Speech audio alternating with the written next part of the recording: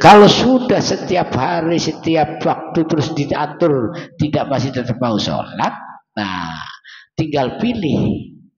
Kata Imam Ghazali, kalau istri ini di dalam agama sudah menentang, tidak mau melaksanakan sholat, dia lebih baik dicerai.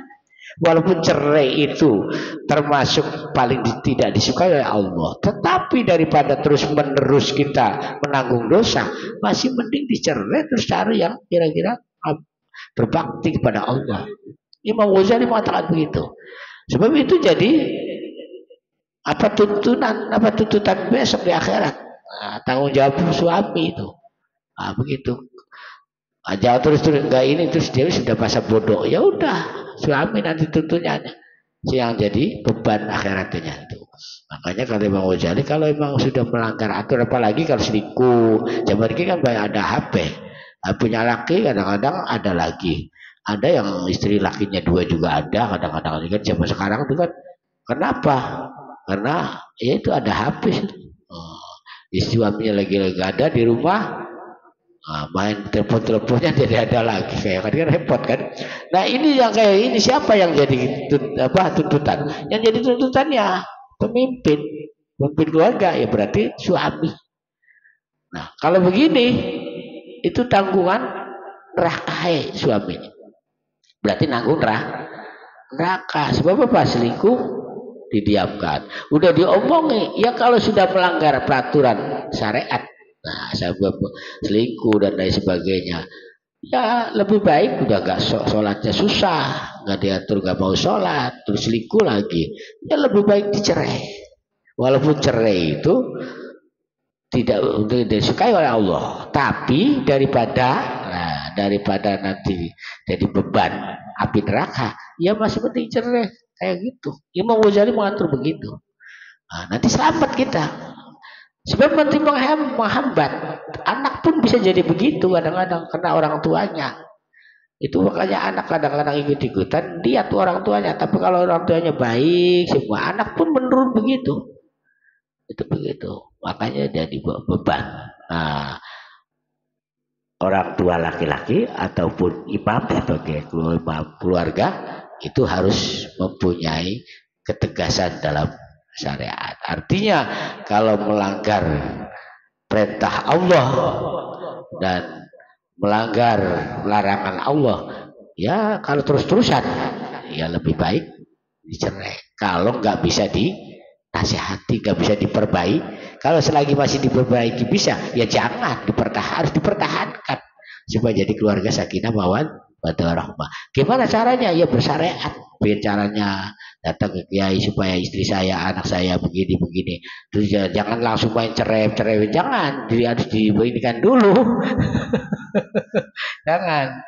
Ya dipertimbangkan dulu. Artinya kan disyariati dulu. Begitu, jangan buru. Walaupun tadi kan Imam Ghazali begitu, tapi itu maksudnya kita harus sudah disyariati dulu. Artinya disyariati itu ya dengan kiai, dimintai supaya gimana, diajak supaya dinasihati. Kalau dinasihati sendiri kan susah, dinasihati oleh kiai nanti biasanya masuk.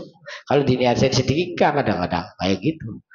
Nah, udah begitu. Enggak. Bukan pertanyaannya siapa kan?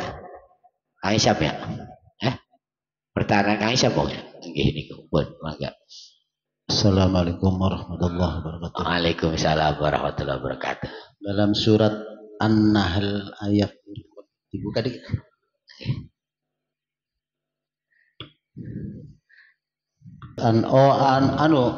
Surat Hud ayat apa? 16 apa? Apaan bunyi? Hud ayat 16. Ayat 6.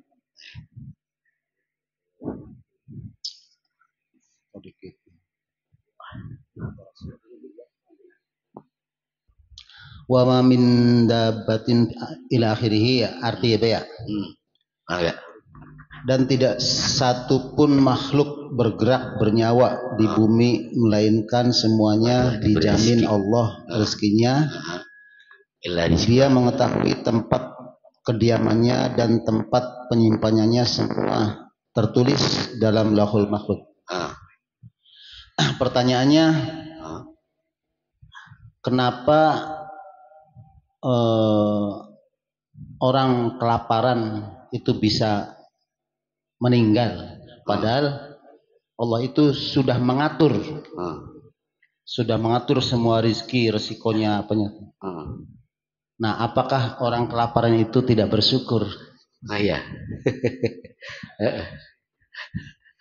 Ya, terima kasih. Assalamualaikum. Waalaikumsalam warahmatullahi wabarakatuh. Ya wa tadi surat Hud wa ma min dabbatin apa nih illa rizquha ta'ala kalian ya.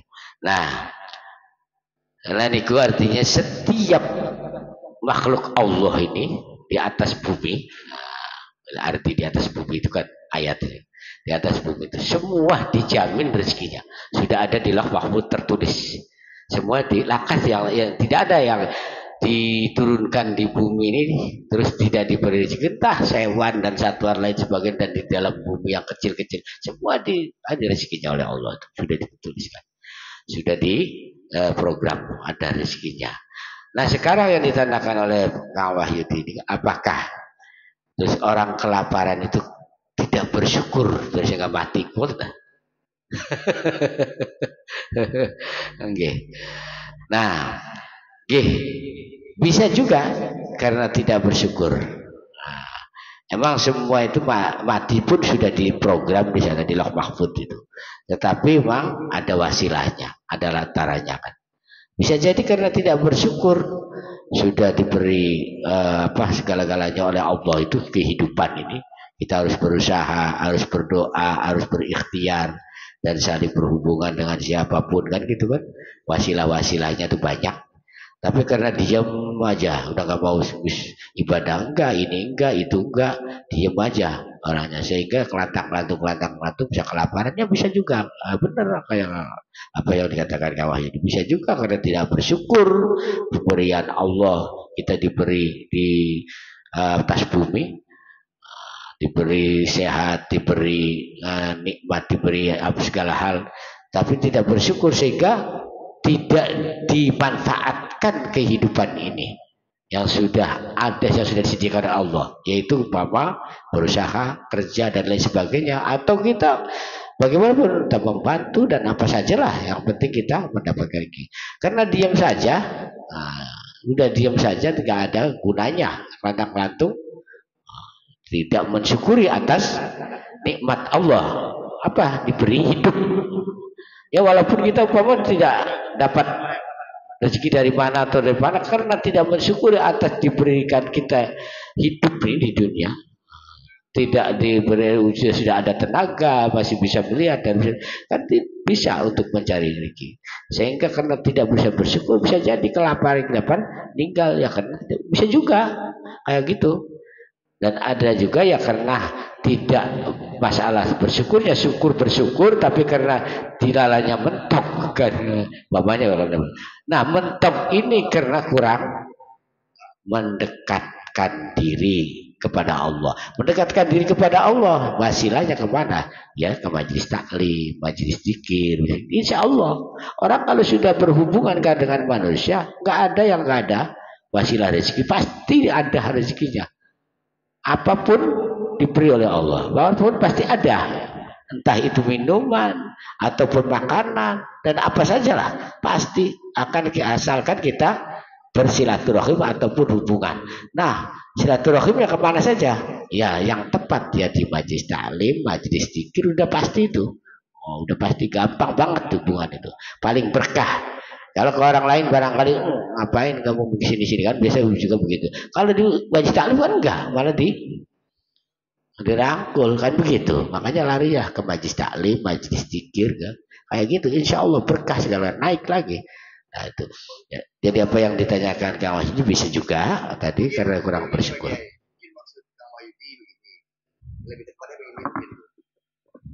Lebih tepatnya sebenarnya orang yang kelaparan itu bersyukur Pak Kiai. Cuma masih tetap kelaparan kan, di dalam Quran udah dijamin. Iya, kan mungkin lebih tepatnya begitu. Tadi kan udah jelaskan. Bisa jadi karena tidak bersyukur, bisa jadi karena sudah bersyukur tapi karena tidak bergaul atau tidak berhubungan dengan hablum minan nas. Kalau faktor alam bisa nggak tuh Pak Kiai? Faktor alam bagaimana?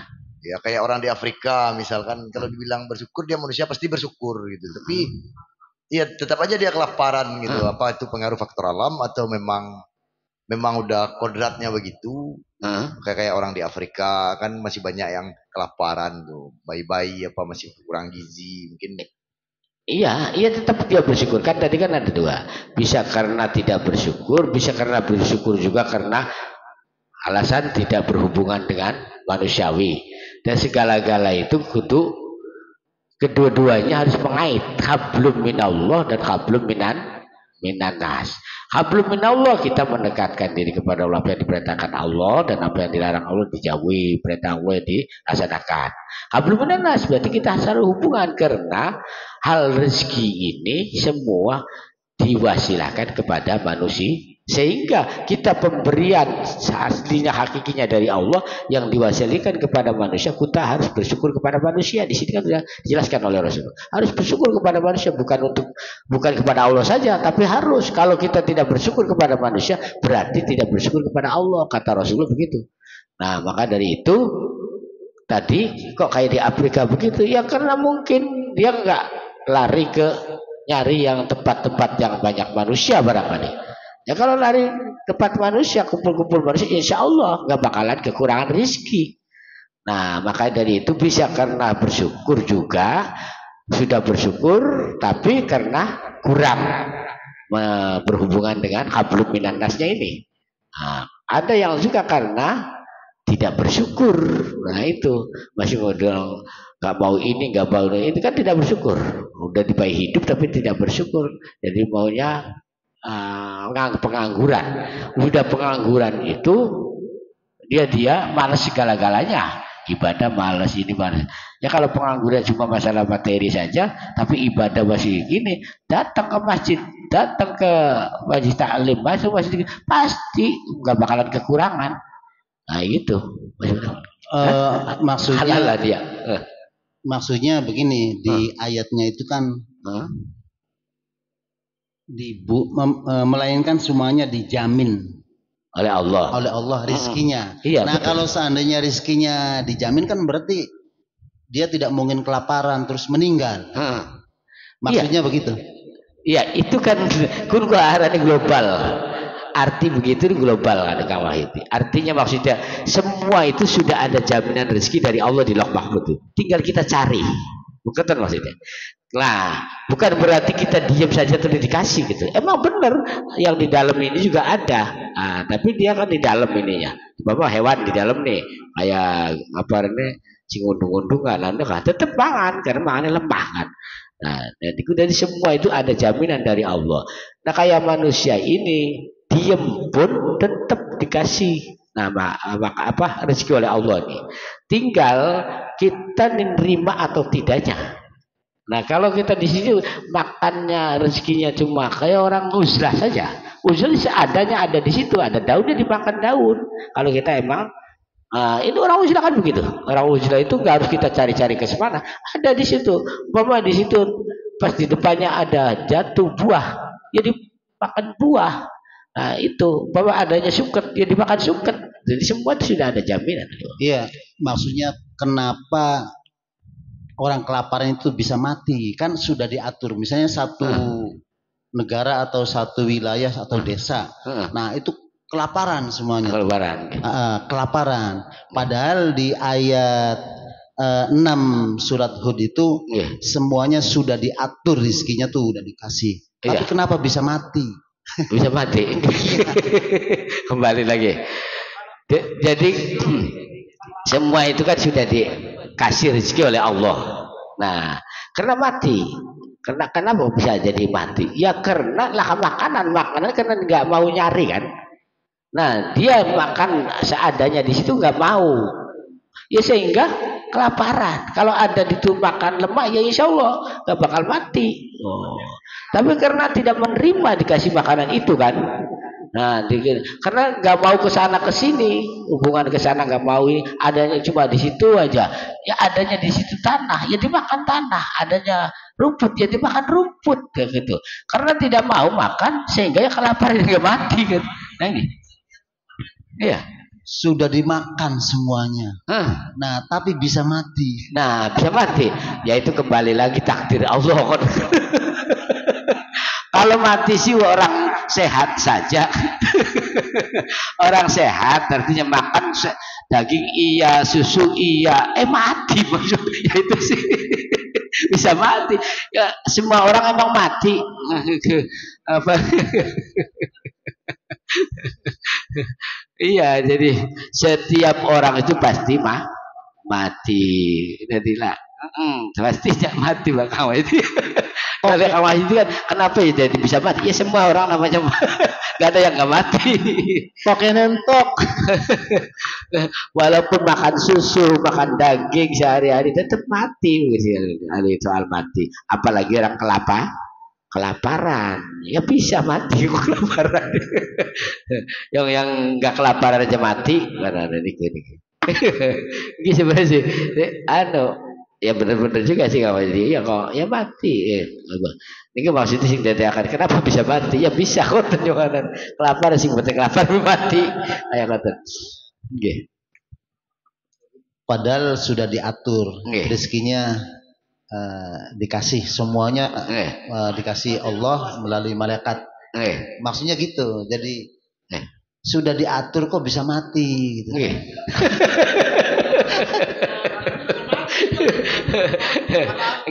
Jadi kamu ini pada kenapa kok sudah diatur? Ya emang namanya mati kan kembali kepada Allah. Berarti walaupun nggak kelaparan juga ya mati. Yang orang lagi naik motor aja mati. Iya, orang lagi naik motor, anak-anak naik motor mati. Kadang lagi ngobrol tahu-tahu mati. Nah ya bisa mati. Jangan kan sih lagi kelaparan, yang saya lagi sehat waras bergas mati. Kan? Tentang ayat tadi yang Pak Yudin tentang fil ardi kok dimaknanya di atas, sedangkan fi itu kan bermakna di dalam. Iya. Mohon kejelasan ilmu nahwunya saya. Oh iya. Balaghah itu. Mafhum mukhalafahnya orang kalau di atas buat tidak berupa hewan-hewan yang di dalam bumi itu berarti maknanya mafhum mukhalafah ya di atas. Semua kan lari berjalan di atas bumi, enggak di bawah bumi gitu. Nah, jadi fil ardi niku ai fauqal ardi kayak gitu. Ini ini nahwe. Fauqal ardi mana di atas bumi. Ya, ini fil ardi. Fil ardi niku arti sing asale ya nahwune di dalam bumi. Namun karena manusia itu yang jalani orang yang di bumi, nah itu berarti anggo mafhum mukhalafah ya fauqal ardi, di atas bumi kayak koten. Bisa mawati ya dia bisa dibuat di atas bumi, bisa di dalam bumi. Kalau kayak hewan-hewan kecil-kecil, semut dan lain sebagainya kan, oh bisa mawati di atas, bisa mawati kan di atas. Di dalam langit.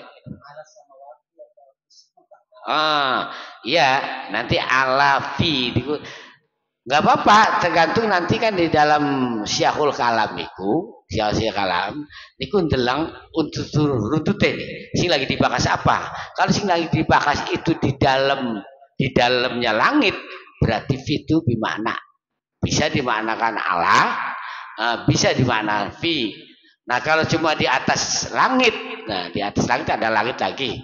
Makanya fi dengan Allah tinggal niat Syiahul Kalam nanti yang dibahas apa. Kalau dibahasnya umpama fi sama wati di dalam langit-langit.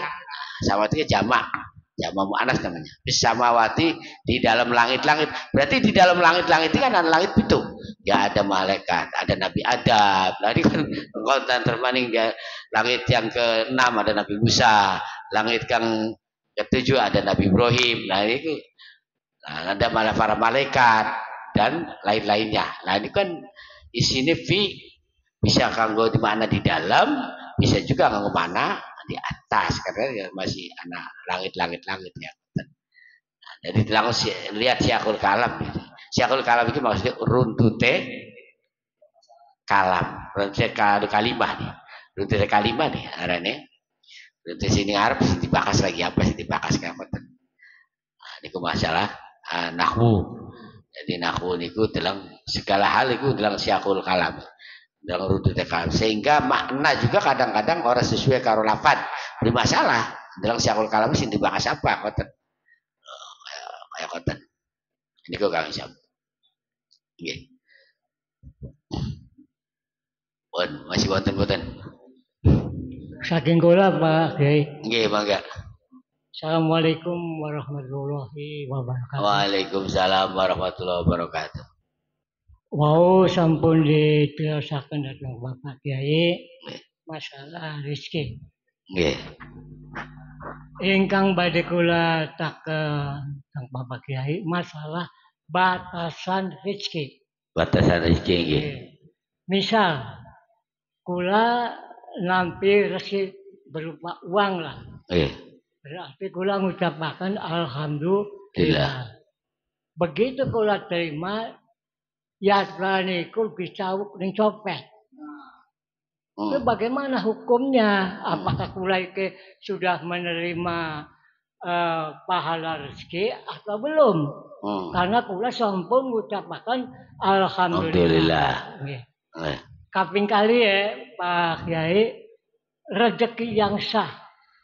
Rezeki yang sah itu apa memang katakan makan nasi lah. Apa memang lewat tenggorokan sampai ke perut itu baru dikatakan rezeki. Bagaimana kalau balik lagi nasi itu katakan muntah. Apakah itu termasuk juga rezeki atau bukan? Kaping 3 Pak Kiai wau sambut diterima musibah kecelakaan. Banyak yang mengatakan masalah kecelakaan itu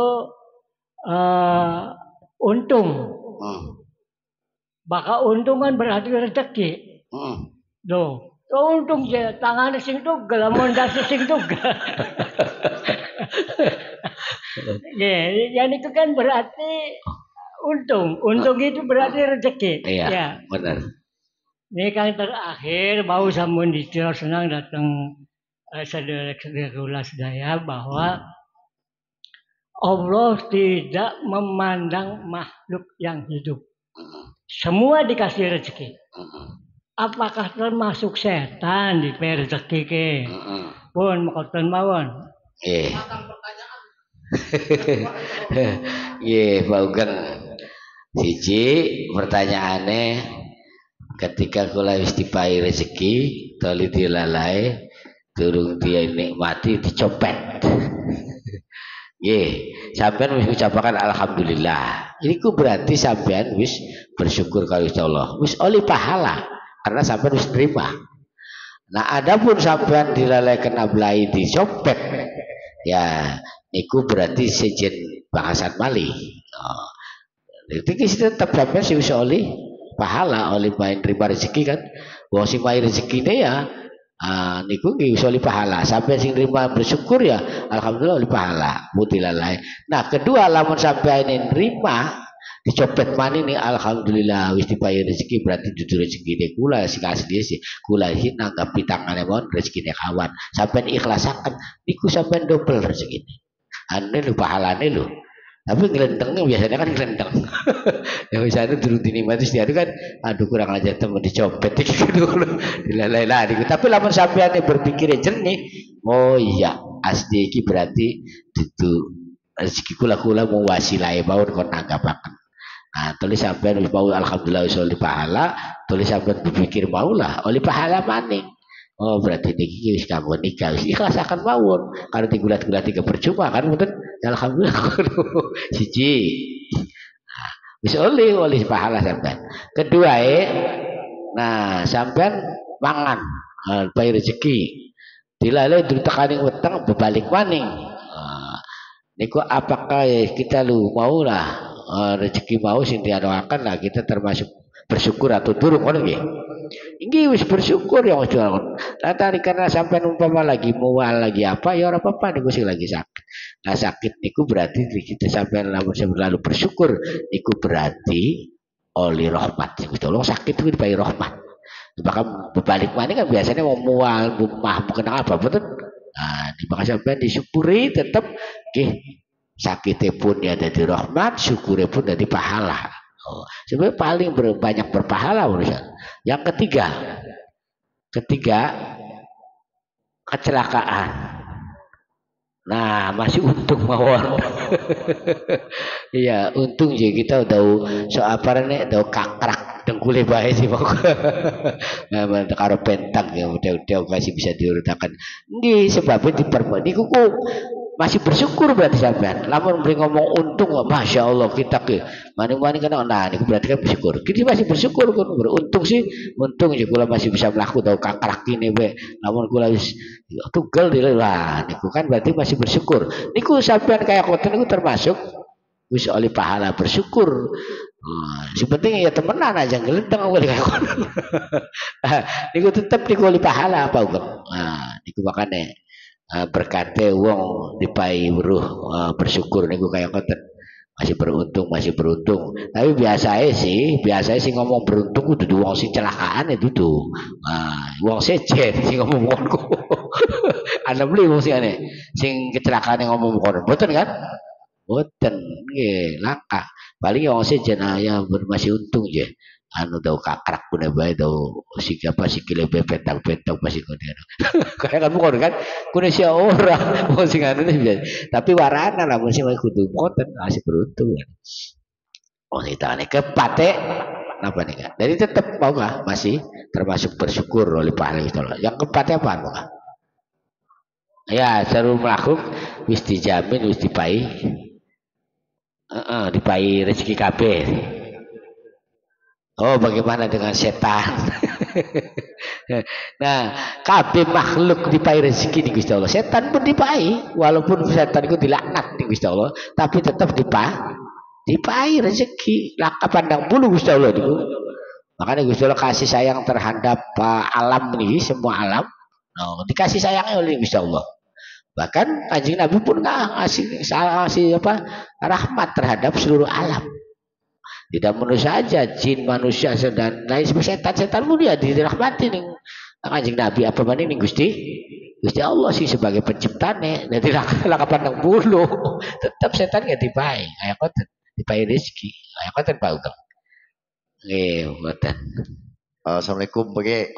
Boleh bertanya masih ada waktu sedikit Bagi ya. Masih boleh bertanya ya. Masih. Ini Bagi.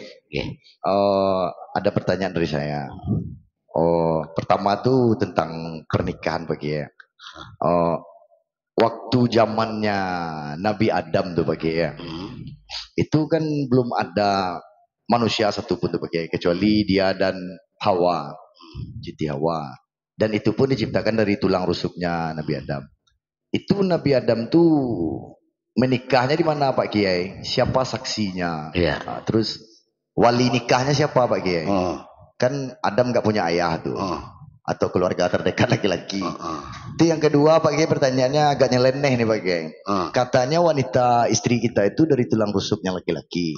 Gimana kalau yang beristri 5 Pak Kiai? 5 tulang rusuknya berarti Pak Kiai. Tulang rusuk siapa yang 4 lagi itu Pak Kiai? Kalau 1 istri saya 1 cuma nih tulang rusuk saya. Iya. Nah kalau yang beristri 5 tulang rusuk siapa dipakai yang 4 lagi? Nah itu bertanya Pak Kiai. Siapa? Masih. Ya, mungkin untuk itu 2 dulu, jangan borongan nanti panjangan apa ya. Satu aja eceran aja Pak, jangan sampai kodian lah. Oke, ini masih ada waktu. Bukan grosiran. Jadi loro pertanyaannya 2 ya. 2, yang satu walinya dan saksinya Nabi Adam siapa? Ayo koten. Langsung Nabi Adam di Gusti Allah sing nikahkan. Sing nikahkan Gusti Allah. Sing naksini siapa? Para malaikat. Nah, niku saksine para malaikat sing nikahkan. Malah ini yang ciptane Gusti Allah awal mula. Nah, walaupun sedurunge Nabi Adam niki ana ciptane Gusti Allah niki. Tapi 70 tahun zamane suwene. Jadi dipaimangan zaman 70 tahun wis tok paimangan ya mati. Dipati Gusti Allah. Anak-anak sedurunge Nabi Adam ku diciptakan Gusti Allah niku. Gusti Allah ciptakan maning tapi bentuknya kayak manusia, kayak koten makhluk Gusti Allah seperti hewan. Wis dipai biji-bijian makanannya, wis zaman pitungan 70 tahun setahun 100 biji kuat. Setahun sebiji. Kok wis mentok kene wis tinggal. Nyiptakan mana wis Allah. Sampai 7 kali ciptaan. Tahu tadi Nabi Adam karo aku lepai buru. Makan Mas Seto kan buru kan dia itu ada penciptaan kan. Ana. Kayak ngoten. Ya wonten ya. Ya nggih. Jadi semua niku sebenarnya sih saderenge menulis anu gak wis ana sing diciptakan paling ulu di kolam. Oh, wis diciptakan wis Allah niku. Nah, kabeh tapi seluruh alam semesta ini asal sing Nur Muhammad. Walaupun Nur Muhammad di dunia diciptakan, tapi wis diciptakan nur ini. Paling awal-awalku Nur Muhammad diciptakan. Jadi kabeh kolam, kursi, langit, bumi dan neraka, surga, iblis. Supaya saking Nur Muhammad cipratane. Nah, ini balik maning pertanyaan Mas Seto, siapa sih tadi wali ini? Ya Gusti Allah. Oh, penciptaan Allah. Sehingga. Nah, terus vaksinnya ya para malaikat. Malaikat kan mesti diciptakan itu. Nah, terus